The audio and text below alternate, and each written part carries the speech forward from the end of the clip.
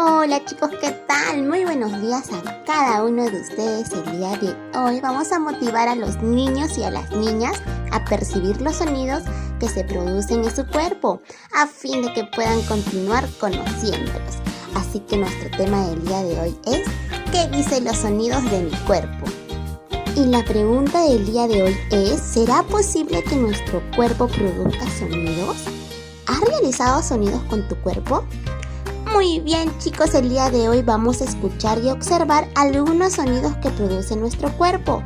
Estos sonidos son iguales o diferentes, en algunos casos son suaves o fuertes. Así que ¿están todos listos? ¡Empecemos!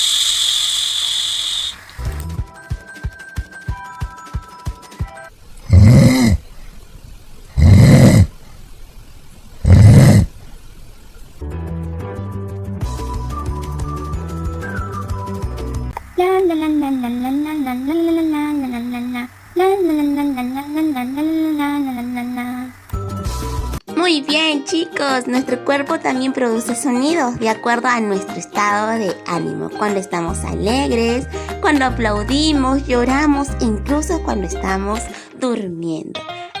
Y sobre todo cuando nos agitamos y podemos escuchar nuestra respiración muy rápido y el latido de nuestro corazón.